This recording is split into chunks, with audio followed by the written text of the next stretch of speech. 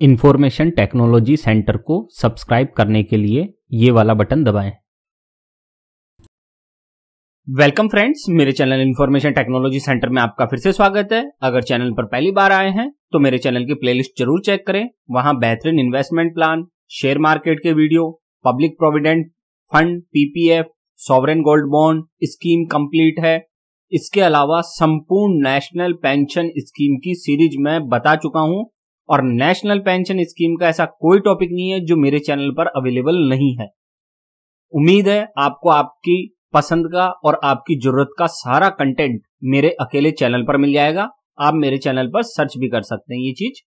आज हम देख रहे हैं सीसीएस एनपीएस रूल 2021 का रूल नंबर 7 और 8 लेकर आया हूं।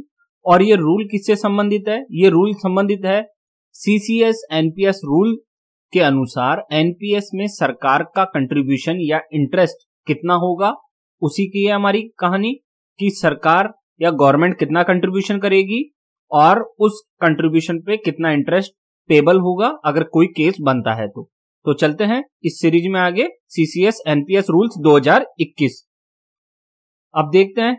सबसे पहले मैं बता दूं, सीसीएस एनपीएस रूल्स 2021 में 30 रूल बताए गए हैं, जिसमें मैंने ऑलरेडी 1 से 5 तक का पहले बता दिया था। फिर 6 नंबर का rule contribution by the subscriber to the national pension System, इसका भी मैं वीडियो बना चुका हूं, आप ये वीडियो जरूर देख लें, पिछले वीडियो का है। और आज हम देखने वाले हैं कंट्रीब्यूशन बाय द गवर्नमेंट और interest on delayed deposit of contributions. फिर अब एक चीज और कि सीसीएस एनपीएस रूल्स 2021 के फॉर्म्स, ये 8 फॉर्म बताए गए हैं। इसके अलावा सब्सक्राइबर रजिस्ट्रेशन फॉर्म और होता है, कॉमन सब्सक्राइबर रजिस्ट्रेशन फॉर्म, जो कि हर अपॉइंटमेंट करने वाले को, हर नियुक्ति करने वाले को, सरकारी कर्मचारी को भरना अनिवार्य होता है। उस फॉर्म को मैं पहले ही वीडियो बना चुका हूं, उस फॉर्म पर आप देख लेना। ठीक है, आगे बढ़ते हैं। तो आज हम देख रहे हैं पहले रूल नंबर 7 चला रहा हूं मैं, contribution by the government to the national pension System. तो रूल नंबर 7 समझते हैं हम क्या है। रूल नंबर 7 का जो रूल है उसमें हम ये कंटेंट देखने वाले हैं। क्या क्या देखेंगे हम इस रूल नंबर 7 में कि कितना गवर्नमेंट कंट्रीब्यूशन करेगी, ड्यूरिंग लीव में क्या कंट्रीब्यूशन की पोजीशन रहेगी, ऐसे कौन से केस है जहां गवर्नमेंट कंट्रीब्यूशन नहीं करेगी, अंडर सस्पेंशन में क्या कंट्रीब्यूशन होगा गवर्नमेंट का, फॉरेन सर्विस है तो उस दौरान क्या होगा गवर्नमेंट का कंट्रीब्यूशन, राउंड ऑफ कैसे किया जाएगा और इंटरेस्ट पेमेंट कैसे होगी गवर्नमेंट कंट्रीब्यूशन के द्वारा। तो चलते हैं आगे। तो रूल नंबर 7 का सब रूल नंबर 1, ध्यान रखना ये रूल नंबर 7 चल रहा है अभी हमारा कंप्लीट, और उसका सब रूल नंबर हम 1 स्टार्ट कर रहे हैं। The government shall make contribution of 14% और such other percentage as may be notified from time to time of the emoluments of a government servant to the individual pension account of the subscriber every month. केंद्रीय कर्मचारियों के लिए भारत सरकार ने already जो contribution है government का उसे बढ़ाकर 10% से बढ़ाकर 14% कर दिया गया है। एम्प्लॉय का कंट्रीब्यूशन 10% है और भारत सरकार का कंट्रीब्यूशन कितना है, 14%। हालांकि ऑटोनोमस बॉडीज के लिए अभी यह नियम लागू नहीं किया गया है 14% वाला, लेकिन उम्मीद है जल्द ही ऑटोनोमस बॉडीज में भी ये लागू हो जाएगा। ठीक है, और ये जो 14% कंट्रीब्यूशन किया जाएगा वो किस बेस पे किया जाएगा, इमोल्यूमेंट्स के आधार पर। इमोल्यूमेंट्स क्या होते हैं? इमोल्यूमेंट्स में 3 चीजें आती हैं, basic pay plus dearness allowance, 2 चीज तो आप जानते होंगे। तीसरी चीज और आती है जो केवल मेडिकल ऑफिसर्स के लिए लागू होता है, वो है नॉन प्रैक्टिसिंग अलाउंस। अगर कोई मेडिकल ऑफिसर है तो उसका इमोल्यूमेंट 3 चीजों के आधार पर बनेगा, basic pay plus dearness allowance plus non practising allowance, और उसके बेस पर उसका एनपीएस कंट्रीब्यूशन दिया जाएगा गवर्नमेंट की तरफ से, और ये एवरी मंथ इसका कैलकुलेशन होगा। फिर आगे देखते हैं, provided that in cases where the leave is granted to the subscriber own. अब ऐसे कौन कौन सी लीव हैं जो ग्रांट की गई हैं और उसमें क्या एप्लीकेबल होगा गवर्नमेंट का 14% का नियम, इसी चीज को हम देखने वाले हैं। सबसे पहले मेडिकल ग्राउंड पर अगर लीव दी गई है, दूसरा है due to his inability to join, वो ज्वाइन नहीं कर पाया, कोई व्यक्ति कोई कर्मचारी ज्वाइन नहीं कर पाया नौकरी में, तो उस वक्त मान लीजिए ट्रैफिक फंस गया या कोई ऐसी कंडीशंस हो सकती है, जैसे उसके घर में कोई प्रॉब्लम हो गई और वो ज्वाइन नहीं कर पाया, तो ऐसे केस में क्या रहेगा नियम, rejoin duty on account of civil commotion, और कोई मान लीजिए सिविल कमोशन हो गया, कोई दंगे फसाद हो गए, झगड़ा हो गया, बड़ा भीड़ नहीं इकट्ठा हो गई और कोई आगजनी वगैरह हो गई, उस केस में वो रीजॉइन नहीं कर पाया कर्मचारी। फिर है अगला, for pursuing higher studies considered useful in discharge of his official duty, या उसकी हायर स्टडीज के लिए उसे छुट्टियां दी गई, लीव दी गई, ये सोचकर कि वो काम आएगी गवर्नमेंट के। तो ये सारी केसेस हैं जो लीव के हैं। तो उसमें क्या होगा, and during such leave, in leaves के अंतर्गत leave salary is not payable और is payable at a rate which is less than full pay. तो इन केसेस में भारत सरकार के नियमानुसार या तो लीव सैलरी नहीं दी जाती है या कम दी जाती है, यानी कि फुल लीव सैलरी नहीं पेमेंट की जाती है। समझ में आई? इन केसेस में जब छुट्टी दी जाती है तो फुल पेमेंट नहीं की जाती है, फुल लीव सैलरी नहीं मिलती है लीव के बदले में, या तो कम मिलती है या हो सकता है किसी केस में ना भी मिले। ठीक है, तो इसी केस में अगर ये केस होते हैं तो फिर क्या स्थिति होगी एनपीएस कंट्रीब्यूशन की गवर्नमेंट की? The government shall make contribution equal to 14% और such other percentage as may be notified from time to time of the notional emoluments comprising the amount representing pay and dearness allowance in the leave salary, non-practice allowance referred to in rule number 5। तो in case में भी 14% ही, ध्यान रखना, 14% ही contribution होगा government का। लेकिन वो 14% किसका होगा? उसका होगा लीव सैलरी का, जितनी आपको उस छुट्टियों के दौरान सैलरी मिल रही थी। ध्यान देना, छुट्टियों के दौरान जितनी आपकी सैलरी बन रही थी उसी का 14% दिया जाएगा, भले ही वो आपकी सैलरी कम हो या और कम हो, तो 14% उसी का मिलेगा। फुल सैलरी जो होती थी जब आप ड्यूटी पे होते थे तो उसका 14% नहीं मिलेगा, बल्कि किसका 14% मिलेगा? जो करंट में उस महीने में आपको जो सैलरी मिलेगी उसका 14% मिलेगा। ठीक है, और मैं पहले बता चुका हूं पे और डियरनेस अलाउंस के आधार पर मिलती है, और अगर मेडिकल ऑफिसर है तो नॉन प्रैक्टिशनर अलाउंस भी इसमें शामिल कर लिया जाता है। फिर आगे है सब रूल नंबर 2, ध्यान रखना ये सब रूल चल रहा है अभी। Sub rule number 2, subject to the proviso to sub rule 1, no contribution shall be made by the government for the period during which the subscriber is not required to make contribution in accordance with these rules. कुछ case ऐसे हैं जो मैंने पहले ही अपने video में, पिछले वाले वीडियो में चर्चा की थी कि एम्प्लॉइज के कंट्रीब्यूशन कैसे किया जाएगा। उस वीडियो में मैंने कुछ पॉइंट्स बताए थे। अगर कोई केस ऐसा है जिसमें कर्मचारी को ये ऑप्शन दिया गया है कि आप चाहें तो एनपीएस में कंट्रीब्यूट करें और चाहे तो ना करें, और उस केस में यदि कर्मचारी ने ये चुन लिया कि मुझे कंट्रीब्यूशन नहीं करना है, तो फिर गवर्नमेंट भी कंट्रीब्यूशन नहीं करेगी।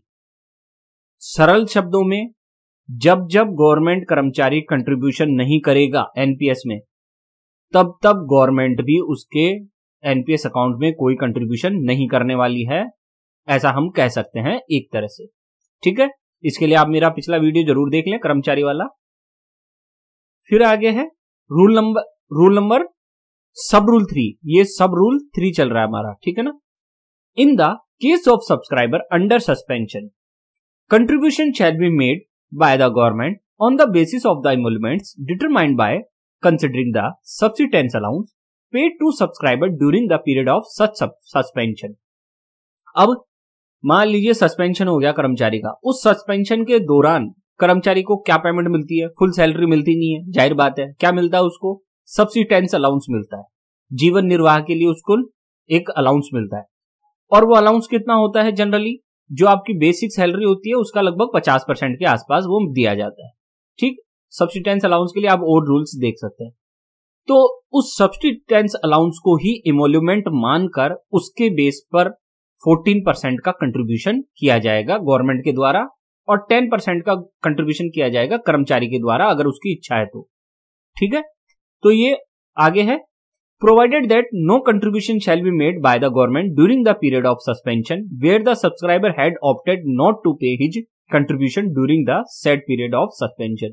तो मैं पहले ही बता चुका हूं कि अगर कर्मचारी ने सस्पेंशन के दौरान कोई कंट्रीब्यूशन नहीं किया एनपीएस में, तो गवर्नमेंट भी कोई कंट्रीब्यूशन नहीं करेगी। ठीक है, अगर कर्मचारी ने कोई कंट्रीब्यूशन नहीं किया तो गवर्नमेंट का भी कोई कंट्रीब्यूशन नहीं होगा एनपीएस स्कीम में। फिर आगे देखते हैं,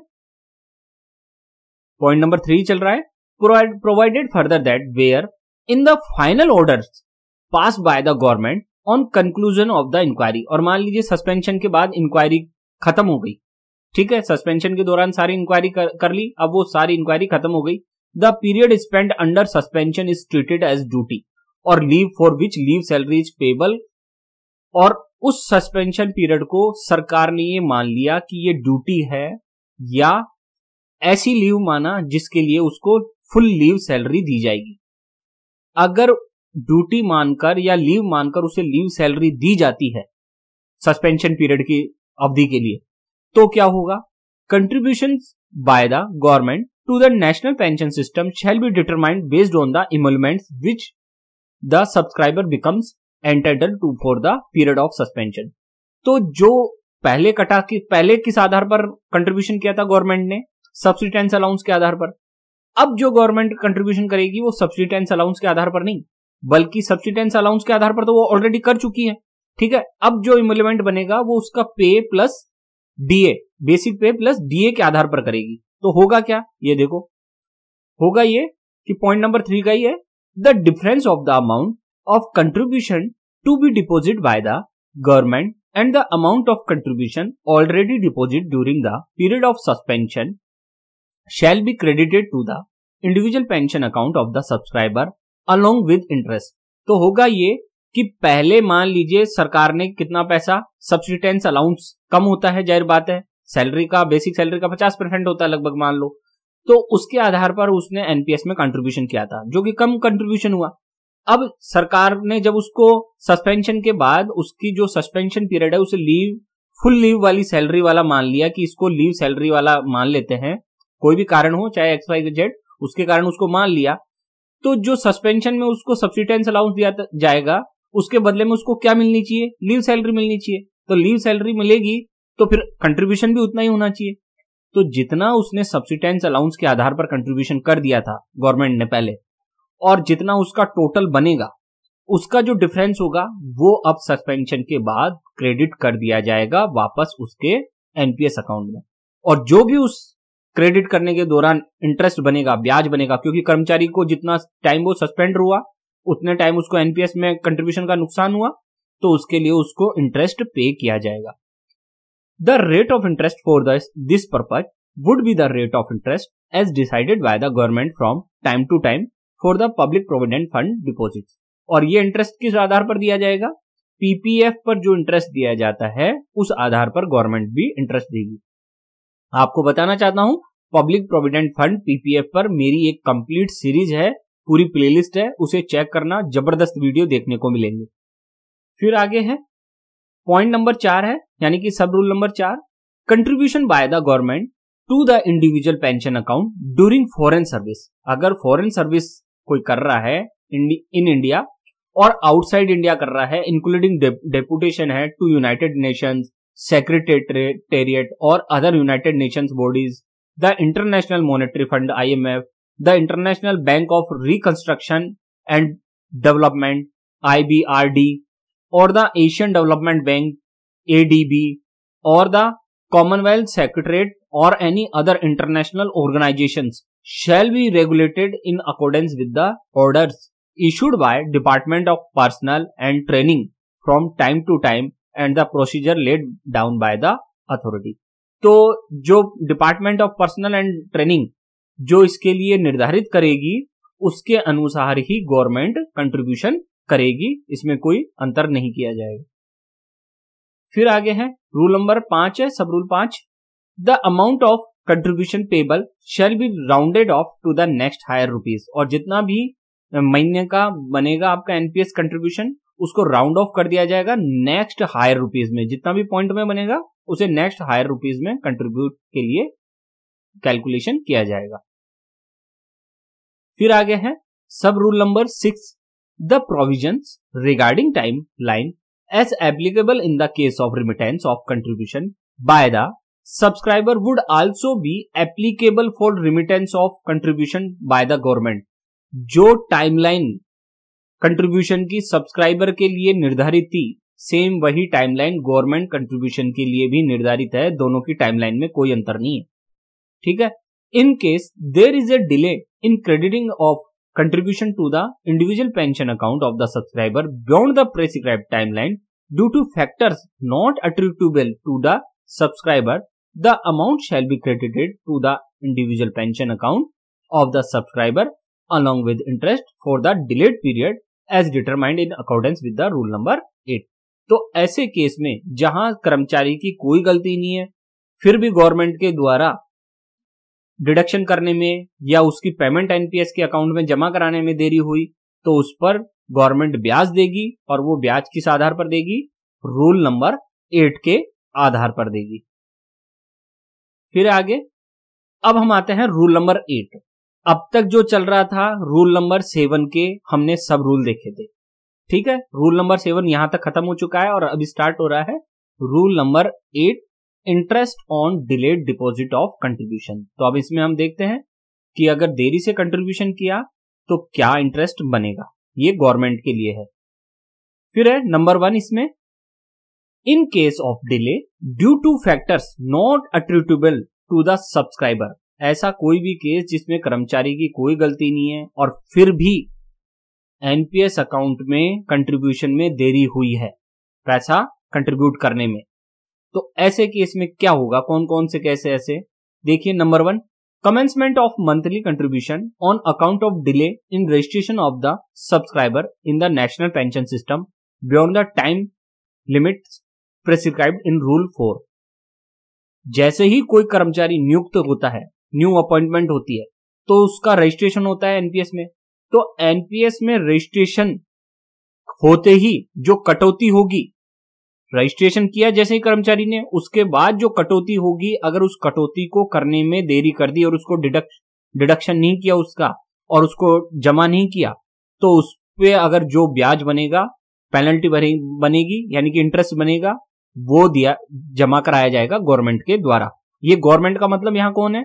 जो जिम्मेदार कर्मचारी है, जिसकी वजह से लेट हुआ है ये सारा मामला, वो जमा करेगा। अब यहाँ कर्मचारी भी कौन? ऑफिसर, ऑफिशियल्स, जो ऑफिसर्स है ना, ऑफिस के कर्मचारी, वो ऑफिस के कर्मचारी मतलब कोई भी हो सकता है जो उस चीज को डील कर रहा है, यानी कि उस कंट्रीब्यूशन को डील कर रहा है वो व्यक्ति, सारे कर्मचारी नहीं है इसमें।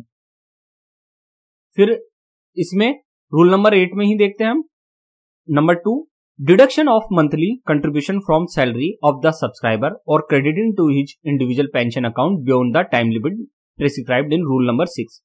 कर्मचारी का कंट्रीब्यूशन काट लिया, ठीक है, और क्रेडिट किया, लेकिन टाइम जा चुका था, लेट जमा किया उसको। कर्मचारी के कंट्रीब्यूशन की बात हो रही है कि कर्मचारी से तो कंट्रीब्यूशन ले लिया समय से, लेकिन उसको एनपीएस अकाउंट में जमा कराने में देरी हो गई, तो इस पर भी ब्याज दिया जाएगा। फिर है तीसरा केस जहां ब्याज बनेगा, तो देखिए, crediting of the monthly contributions bye the government to the individual pension account of the subscriber beyond the time limit prescribed in rule number 7। वो था एम्प्लॉय का कंट्रीब्यूशन, ये है गवर्नमेंट का कंट्रीब्यूशन। गवर्नमेंट ने कोई कंट्रीब्यूशन दिया और उसको क्रेडिट करने में जो देरी होगी, उसके लिए भी जिम्मेदार वही अधिकारी होगा जिसके कारण वो देरी हुई है, और वही इंटरेस्ट पे करेगा। अब देख लेते हैं इसको finally. In above 3 cases of delay, तो ये 3 केस है डिले के जिसमें आपको इंटरेस्ट मिलेगा। आपको मतलब कि आपके एनपीएस अकाउंट में ये इंटरेस्ट दिया जाएगा। The amount of contribution may be credited to the individual pension account of the subscriber along with interest for the delayed period. तो जितना भी अमाउंट बनेगा वो प्लस उसके साथ जितना भी ब्याज बनेगा वो जमा किया जाएगा। The interest shall be credited to the individual pension account of the employee within a period of 30 days of the crediting of the amount of contribution। और जिस दिन आपने अमाउंट जमा किया उसके 30 दिन के अंदर अंदर ये सारा काम खत्म करना है। कौन सा? इंटरेस्ट पेमेंट का और अमाउंट क्रेडिट का, दोनों का काम। The rate of interest for this purpose would be the rate of interest as decided by the government from time to time for the public provident fund deposits. और इसके लिए जो ब्याज लगेगा वो कौन सा ब्याज होगा? पीपीएफ पर लगने वाले ब्याज को ही इसके लिए काउंट किया जाएगा। तो इस प्रकार से है ये सारी की सारी स्कीम। तो आपने देख लिया, मैंने इंटरेस्ट के सारे सेक्शंस नहीं बताए हैं, मैंने आपके काम के सब बता दिए हैं। ठीक है, तो इस प्रकार से आज हमारा ये वीडियो फिनिश होता है, ये वाला, कि सीसीएस एनपीएस रूल्स के अनुसार एनपीएस में सरकार का योगदान क्या होगा, और अगर उस योगदान में कोई देरी हुई, कंट्रीब्यूशन में कोई देरी हुई, तो कैसे इंटरेस्ट कैलकुलेट होगा, कितना दिया जाएगा, किस आधार पर दिया जाएगा, ये सारे मैंने बता दिए। इससे पिछला वीडियो भी देख ले, मेरे चैनल पर बहुत अच्छी प्लेलिस्ट है, वो भी आप देखें। उम्मीद है आज का वीडियो आपको पसंद आया होगा।